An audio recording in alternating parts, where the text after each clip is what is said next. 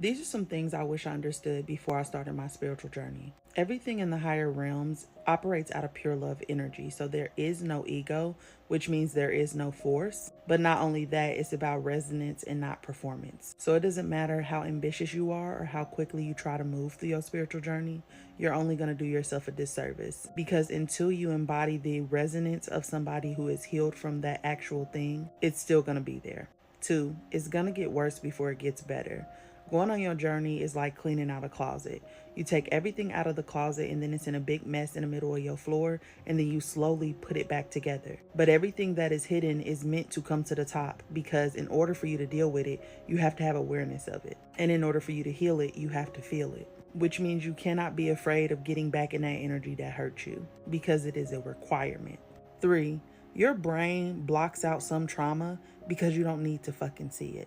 Do not go on a mission of trying to uncover everything that has happened to you. It's going to do you more harm than it's going to do you good. Four, you don't actually start to get your memories back until you start having the conversations around the topics. They kind of come as you go type of thing. So if you're the type of person who's constantly saying, well, I can't really remember my childhood, it's because you haven't tried. Start going back through the experiences that you can remember, and more are going to come to light. In addition, start talking to other people about your experiences too, because when you share experiences with other people, sometimes they help you to remember.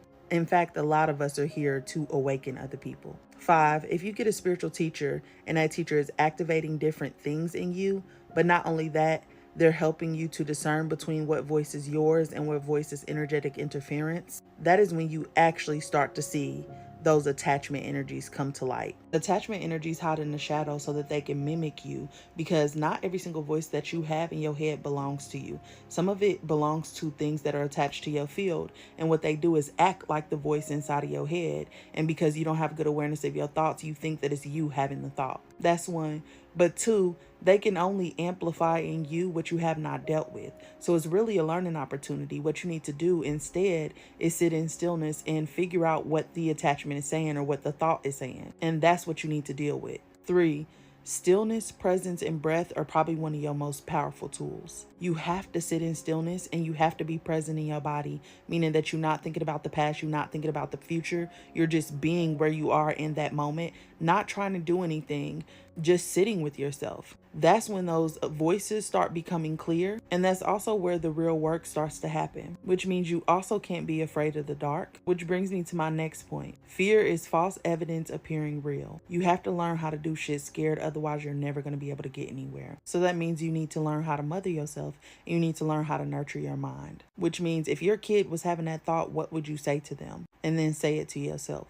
Inverted or distorted energy, which is what we like to call attachments, sometimes can come through your friends and partners, which means that compassion sometimes can be a weapon formed against you, especially if you're using empathy without discernment. When you get down in the mud with people and you leave yourself open to them, you also leave yourself open to whatever is attached to them. So you have to have good energetic boundaries, otherwise you're going to absorb everything in your environment, which means now their problem is your problem. Next, awareness equals sensitivity, which means if you go on a journey to expand your awareness and become more conscious in this environment, you're also going on a journey of increased sensitivity. You become more sensitive to all the energies in your environment, which means sometimes crowds are going to be overwhelming, but also the environments that you have come out of, that you have surpassed, meaning that you're no longer supposed to be in those environments. It's going to be really, really hard for you to get comfortable around those people again. So you have to understand that life is best enjoyed with a sense of detachment. Every single person that comes into your life is meant to serve a purpose, but they're not meant to stay forever. You have to be okay with walking away when it's time to walk away. Otherwise, you're just going to delay your journey and theirs. Finally, you have to have an open heart. If your heart is not open, then that means that you're not living in an expanded state. And if you're not living in an expanded state, that means that there are leakages, there are tears, there are all kind of things in your field. Your heart is magnetic, and the electromagnetic field around you that acts as a shield comes from your heart. You have to have an open heart to have clear communication with your oversoul. And you also have to have an open heart to remember your past lives and things like that, because your heart is a memory vault. It leads to remembrance. In addition to that, many of us have heart-to-heart telepathy, meaning that we did not used to communicate with words using our mouth. We used to communicate from soul to soul, heart to heart. So if you shut off your heart, you're shutting off your gifts, you're shutting off your access to your soul, and you're shutting off access to love energy, which is your direct connection to everything, because it's the substance that everything was made out of.